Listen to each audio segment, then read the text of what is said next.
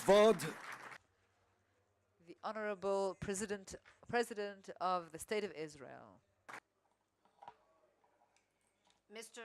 Reuven Ruvi Rivlin. Address by the President of Israel. Thank you to all of you. Good evening. Mayor of Herzliya, Moshe Fadlon, the president and founder of the IDC, Herzliya, Professor Uriel Reichman, the head of the Institute for Strategy and the chair of the conference, Major General Amos Gilad. There are so many distinguished people here. All of you, all the people who have fulfilled various roles for the glory of the State of Israel. Yes, Ron Prosor, you too. The State of Israel is currently in a period of prosperity. Many years of hard work in the economy, society, politics, security, science, and technology have borne fruit. Israel's economy is in excellent shape, one might say even excellent. We are strong thanks to many of the people sitting here in terms of security, and this economic and security strength has significant implications for Israel's standing throughout the world. And in my capacity as president, I have had the privilege to meet world leaders, and so we see we are encompassing the whole world. We have reached breakthroughs in our relations with Arab states. Just this afternoon, we were amazed to hear those who may not be familiar with the details, those who are supporting us on the matter of our struggles with the Iranians. And we have seen the turmoil of the political siege over the recognition of Jerusalem, the lifting of the political siege regarding, above all, the recognition of Jerusalem as the capital of Israel. And the United siege was broken by our great friend, the United States, who will be on Monday moving her embassy to Jerusalem, to our great joy. We thank the United States, who understands the need to turn the obvious, that Jerusalem is the capital of Israel, into a reality. After all, the whole world submits the credentials of their ambassadors in order to present them in Israel, and they present them to the president of the state. And the president of the state, I can tell you, lives in Jerusalem, not because he's a Jerusalemite, but because the president's residence is in Jerusalem. When we hold negotiations and discussions in G2G with other countries, we hold those negotiations in Jerusalem and those discussions because that's the seat of our government. When heads of state come from all over the world to speak to the Israeli public, and we stand, and those who wish to speak in the Knesset podium, and those who even insist on doing so, they come in order to stand at the Knesset podium in Jerusalem. In other words, as Menachem Begin said, the obvious should be stated explicitly and even written from time to time. And the obvious and the self-evident is that Jerusalem is the capital of Israel. This is a fact, a reality that is not only de facto, but also must be de jure. And from here, I call upon all our friends who have already recognized Jerusalem as Israel's capital to complete that act and transfer their embassies to Jerusalem, the capital. Besides that, despite the pleasant weather, dark clouds hang on the horizon, and we observe them without illusions, but also without fear. This is a particularly sensitive period. The direct confrontation with Iran in Syria, the American decision regarding the nuclear agreement, the transfer of the American embassy to Jerusalem, coming at the same time as the Palestinian Nakba Day, against the background of the events in Gaza, the height of which is planned for that date, and against the background of the first Friday of Ramadan, which will also fall during the same week. This period that we are in now, has the potential to influence the Middle East and the Israeli arena for years to come, and even to shape it. This is not a short period in which the decision-making process will be scrutinized on an almost ongoing daily basis. First and foremost, we are looking at an ongoing confrontation with the Iranian regime. The Islamic Republic of Iran, as it is reflected in the archive documents uncovered by the Mossad and intelligence branches in a daring and brilliant operation, constitutes the greatest threat to the peace of humanity and specifically to the state of Israel.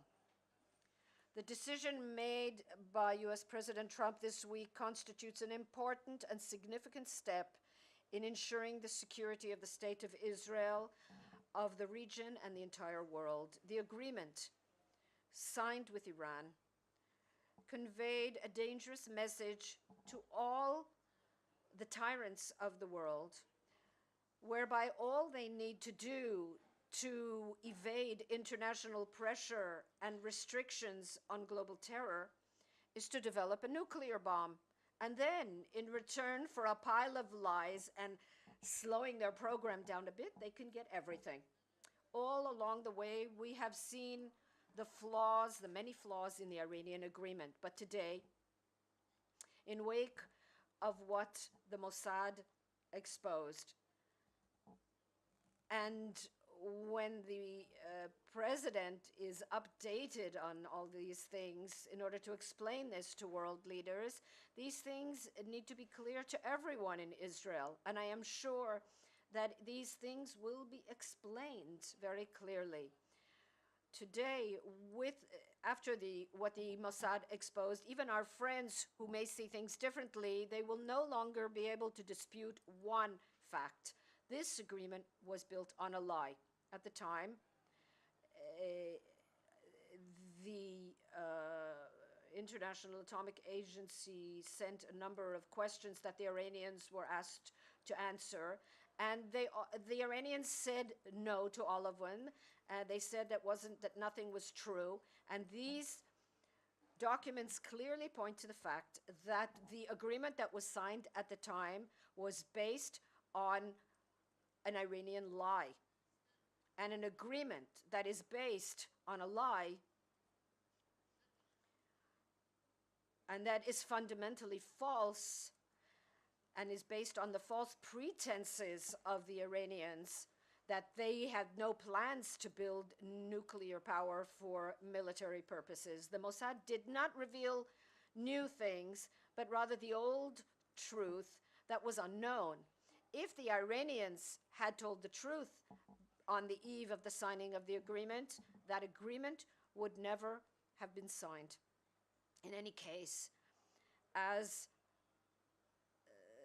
that is what the countries who signed the agreement said. In the meanwhile, the agreement signed under false pretenses gave Iran legitimacy to continue to develop a ballistic missile program and injected a lot of new money to enable Iran to entrench itself and subvert the entire Middle East. Today, more than ever, it is clear to Europe, as well as to Russia and China, that Israel's claims are not mere rumors. Meanwhile, our friends in Europe are still adhering to the agreement, and we have to wait and see what happens. In addition to the nuclear threat, we reiterate and remind our friends and allies of the arms race that Iran is leading on our borders and near our borders. It set up one base in Lebanon and now is determined to set up additional such bases in Syria of Assad. Clausewitz always argued that war is the continuation of policy by other means. Israel's policy regarding Iran is very clear. We are determined to prevent Iran from arming itself with weapons of mass destruction, and we will not allow Iran to entrench itself either in Syria or in Lebanon, as I see it. The threat of Iranian entrenchment in Syria, alongside the arming of Hezbollah and recently of Hamas by Iran too, constitute the most immediate and troubling threat facing Israel right now. What is not taken care of today will worsen tomorrow, and that is why the Iranian aspirations on our borders must be nipped in the bud, and that's what we're doing. This is what IDF did last night, as it allowed the children of the Golan Heights, allowed all our children to sleep in peace, and we woke up to the calming news that all our planes have returned safely. It is not self-evident, and our deep gratitude is given to those who do that work and the people here who taught those who do that work. Alongside the pride and satisfaction, I suggest that we all bear in mind that we are living at a time when it is impossible to predict what will happen. What has been done is not the end. We have to anticipate further developments. Consequently, we should all adopt the injunctions that have been with us for so long, that are engraved in our military history. Your strength lies in quiet confidence, alongside shield without being seen. Trump's statement this week makes it abundantly clear that Iran's nuclear program should not be viewed separately from its entrenchment in the Middle East. These things are part of a heinous plan on the part of the Iranian leadership, whose sole purpose is to sow destruction, death, and devastation in the region and in the whole world. This threat has not only been placed at Israel's doorstep, and we expect our friends throughout the world to stand alongside us in the war on this danger. The imposition of tough and effective sanctions on Iran is an important and necessary step. However, we must bear in mind that the Iranians are right here on our border. The threat is here, and it's immediate.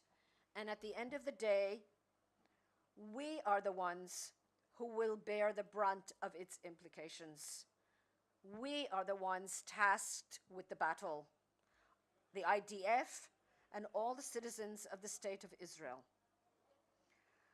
Within this current complex situation, and further to our very close cooperation with the American administration, Israel is in constant contact with the Russians, with each side clarifying in the clearest and keenest terms what its red lines are. I hope that all the political, economic, and security measures being taken today will bear fruit and prevent us from having to employ other measures. In addition to the Iranian threat in the near future, there are other elements that as I have noted, that together bring the situation with the Palestinians to a head. In view of the accumulation of such circumstances, even a seemingly marginal event could be enough to ignite a conflagration. We must therefore all show great responsibility and leadership at this sensitive time in both deeds and words to act in maximum coordination of all the parties, and also to share with the Israeli public the tense period we are experiencing so that we can all weather this period while ensuring peace in our region. As for the Gaza Strip, so far the uncompromising Israeli response has proven itself. But we need an initiative, a diplomatic initiative that will wisely use the military moves, which in some cases are necessary. There must be a political component to complement the military actions. More daring and creativity are needed, and to encourage and incentivize the Egyptians to create a situation in which Hamas is isolated so that the rug of violence resistance will be pulled out from under it. Over time, we will have to find a way that we have to find a way to end the conflict and formulate policies that will allow greater freedom of movement for ordinary people and a reduction in the ability of Hamas to use civilians as hostages. And we're talking about more than 2 million people. Distinguished audience, as I have said, in the next few years, the decision-making process will be scrutinized on an ongoing basis, almost daily. Because we are facing a period of uncertainty, there must be direct dialogue with the public, and it must be face-to-face with the public, within the understandable limitations, of course. Ultimately, it is the public that bears and will bear the burden, and it must be given a clear understanding of the complex challenges facing us. The behavior of the public in recent days has been outstanding. The state of Israel has no interest in escalation, but it is not only determined, it must also implement its policy in order to make sure that there will be no room for fear. In a changing and complex reality, escalation can occur within a matter of days, even hours.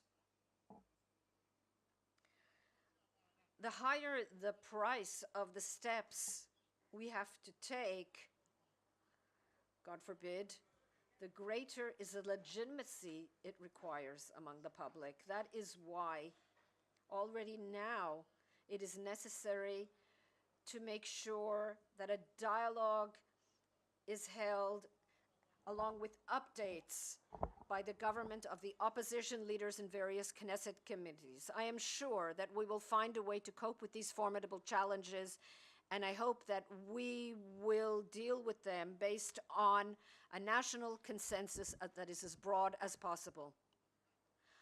Only in that way is it possible to ensure our national resilience and strength, even in the face of the challenges posed to us.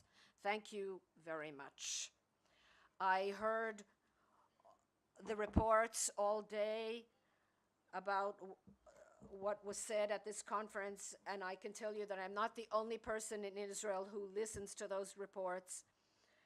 Almost every family has someone who's in charge of listening to what's happening at the conference, the Herzliya conference, who reports to those who didn't have the opportunity to hear it themselves. This is a very important conference, and the dialogues that are conducted here on this tiny platform and from this podium are extremely important in order to explain the extent to which we are united despite how much we love to argue. Thank you very much.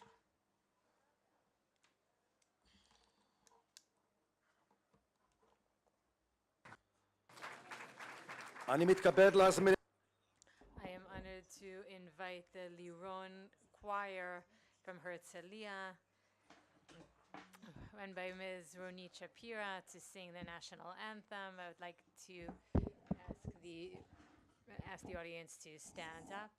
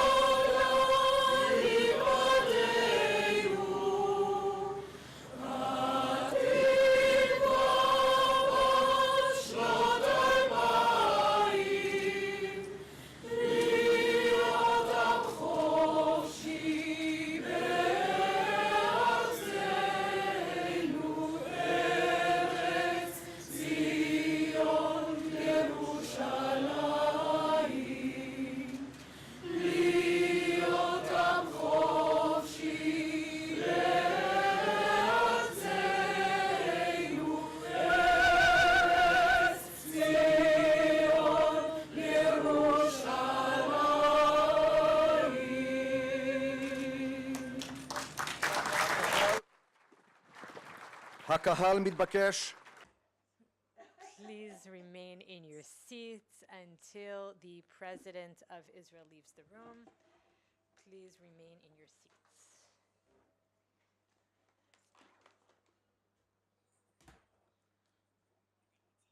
I would also like to thank the Liron Choir once again.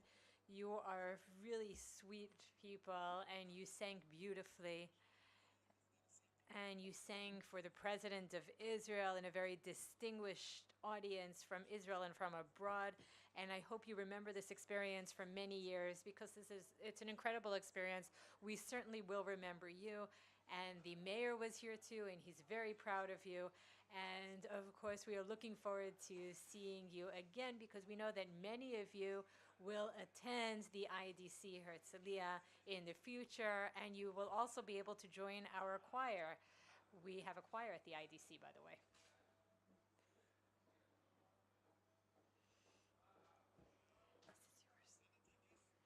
The ceremony is over. The conference is over. So I would like to thank everyone. נסיעה טובה לכל האורחים. אתם מוזמנים לבוא שוב לישראל כדי להרגיש בטוחים. And all of the